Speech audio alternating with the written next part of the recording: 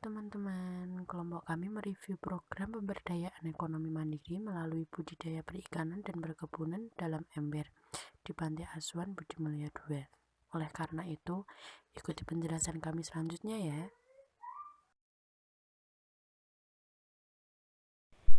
Yang pertama adalah latar belakang. Kertajaya Hermawan dalam Rahmawati tahun 2012 menjelaskan komunitas adalah sekelompok orang yang saling peduli satu sama lain lebih dari yang seharusnya, di mana dalam sebuah komunitas terjadi relasi pribadi yang erat antara para anggota komunitas tersebut karena adanya kesamaan interest atau values. Berdasarkan jurnal penelitian yang berjudul Program Pemberdayaan Ekonomi Mandiri melalui Budidaya Perikanan dan Perkebunan dalam Ember di Panti Asuhan Budi Mulya II, mengembangkan program pemberdayaan ekonomi melalui budidaya perikanan dan perkebunan yang diterapkan oleh Panti Asuhan Budi Mulya II yang merupakan salah satu lembaga sosial yang berlokasi di Bandar Lampung. Nah, selanjutnya latar belakang.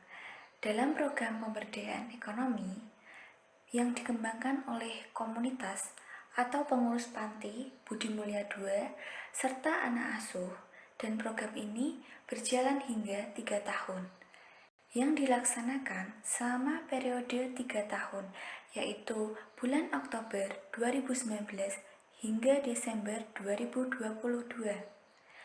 Nah, yang berdasarkan hasil tersebut yang melatar belakangi Panti Asuhan Budi Mulya II ini mengembangkan pemberdayaan ekonomi melalui budidaya perikanan dan perkebunan di dalam ember dikarenakan untuk memenuhi kebutuhan operasional pembangunan, operasional sehari-hari panti, dan anak asuh serta pengembangannya. Oleh karena itu, salah satu dari upaya Panti Budi Mulya II ini mengembangkan program jangka panjang 3 tahun ini dan mengembangkan pemberdayaan ekonomi mandiri, yaitu melalui budidaya perikanan dan perkebunan dalam ember. Dan hal ini perlu adanya program pemberdayaan ekonomi karena dengan adanya program pemberdayaan ekonomi mandiri, yaitu melalui budidaya perikanan dan perkebunan di dalam ember ini tadi, tentunya akan meningkatkan usaha ekonomi panti tersebut, dan program tersebut harus dikembangkan lebih lanjut guna untuk usaha yang terarah dan tentunya berkesinambungan, dan agar Panti Budi Mulya tersebut memiliki dana yang cukup untuk pembangunan baik fisik dan non-fisik, sehingga anak asuh dapat termaksimalkan proses pembinaannya. Melalui kegiatan ini diharapkan terbentuknya sebuah lembaga pengabdian dan pendidikan masyarakat yang dinamis dan mampu menampung dan membina banyak anak-anak terlantar melalui program peningkatan usaha ekonomi mandiri. Dalam program pemberdayaan ekonomi mandiri melalui budidaya perikanan dan perkebunan dalam ember di Panti Asuhan Budi Mulya II. Dalam komunitas tersebut terdapat asesmen komunitas yang didefinisikan sebagai asesmen komunitas berdasarkan National Network of Libraries of Medicine atau biasa disebut NNLM, merupakan suatu deskripsi sebuah komunitas dan orang-orangnya dengan bertujuan mengidentifikasi kebutuhan komunitas dalam menyediakan pelayanan yang memadai terhadap kebutuhan tersebut.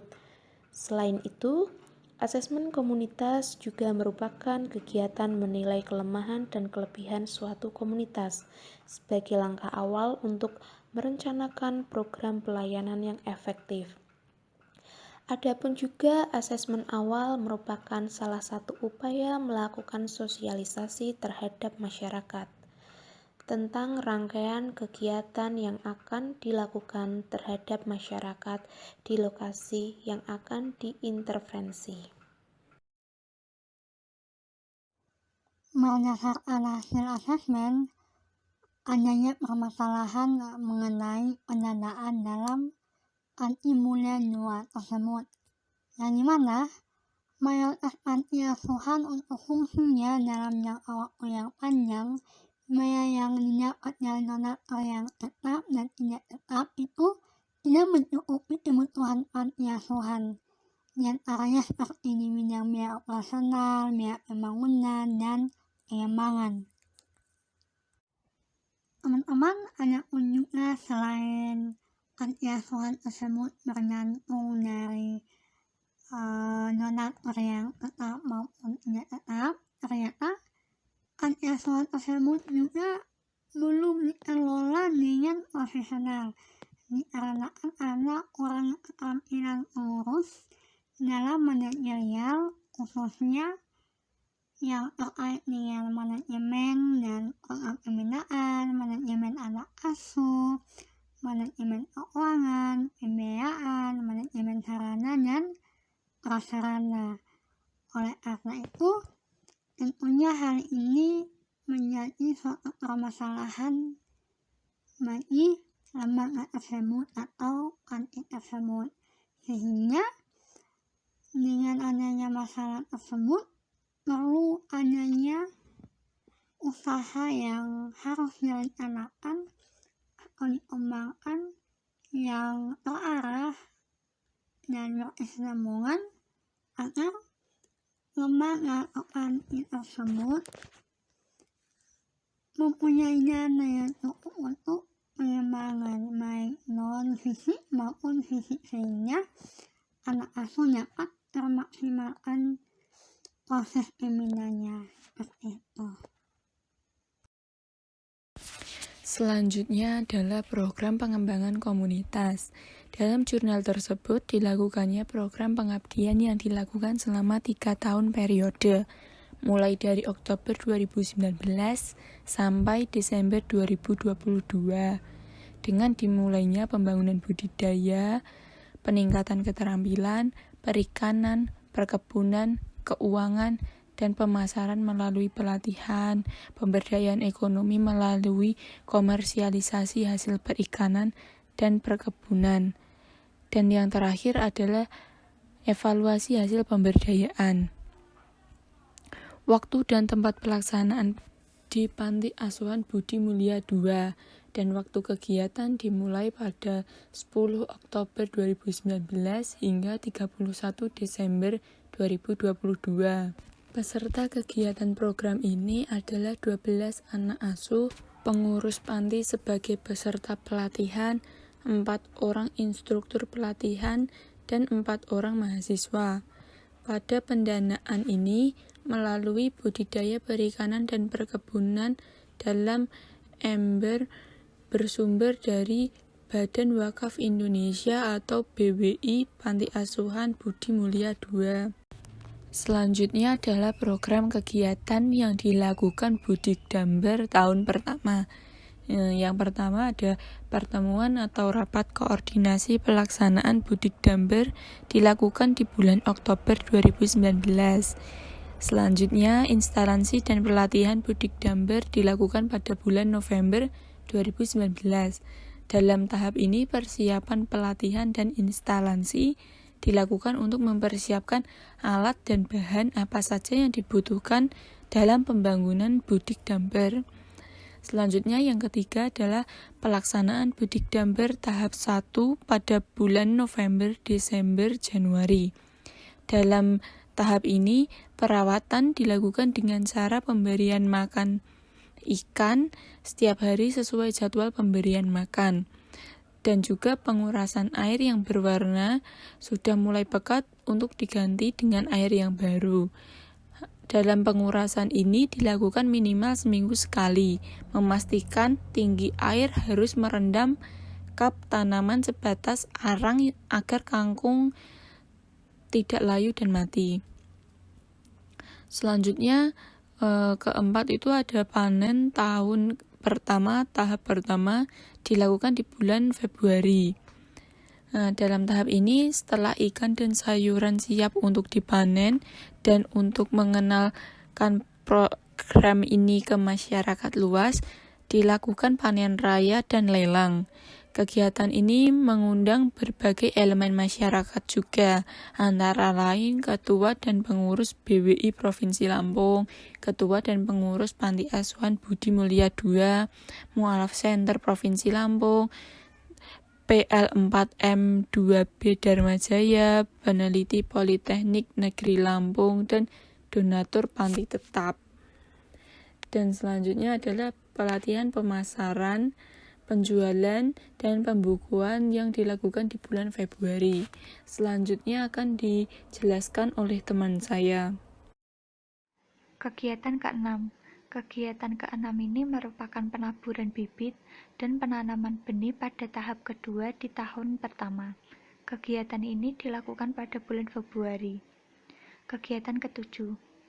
Kegiatan ke-7 ini dilaksanakan pada tahap kedua di tahun pertama. Dilakukan pada bulan Februari, Maret, dan April. Dalam pelaksanaan ini dimulai dengan perbaikan alat yang telah rusak dan pembelian alat yang tidak bisa diperbaiki lagi.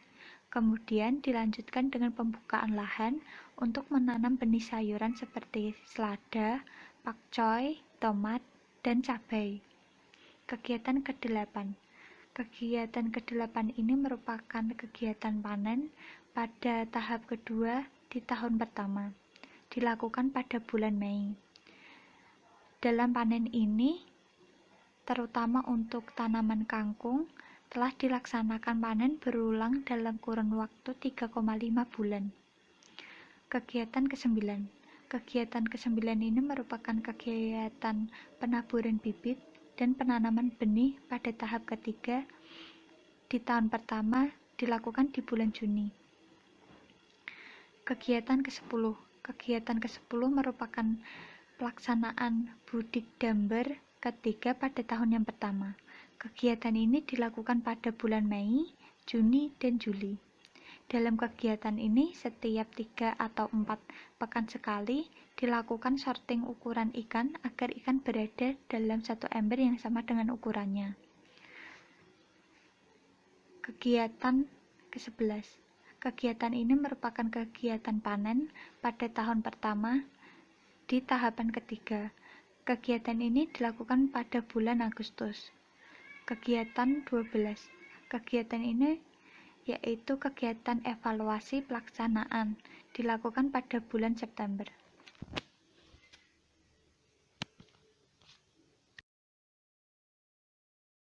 Evaluasi program pemberdayaan ekonomi mandiri melalui budidaya perikanan dan perkebunan dalam ember di Panti Asuhan Budi Mulia II. Dalam evaluasi program tersebut, seharusnya dalam situasi pandemi sekalipun, kelompok pengembang komunitas tersebut harus mencari cara agar tetap menjalankan program, tetapi dengan tetap mengikuti protokol kesehatan.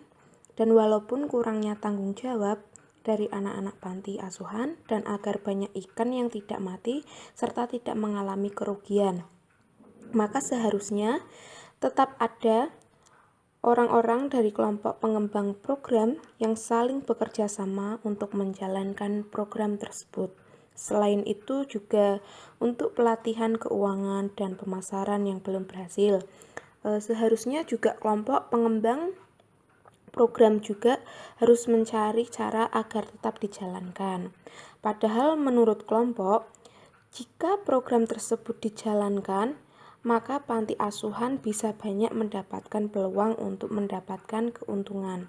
Karena walaupun pandemi banyak orang yang mengisolasi diri di rumah dan tidak banyak melakukan aktivitas dan kesulitan juga untuk membeli bahan-bahan makanan, seperti sayur mayur atau daging, sehingga mungkin bisa jadi orang-orang yang ingin membeli daging bisa datang secara langsung di panti untuk membeli dan tentunya bisa membantu proses pendanaan terus berlanjut.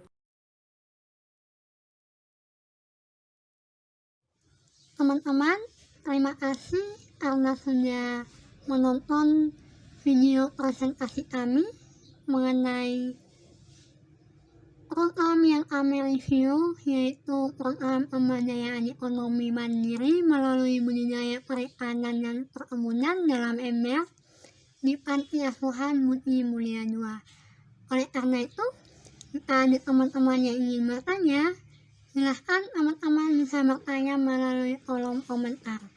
Terima kasih.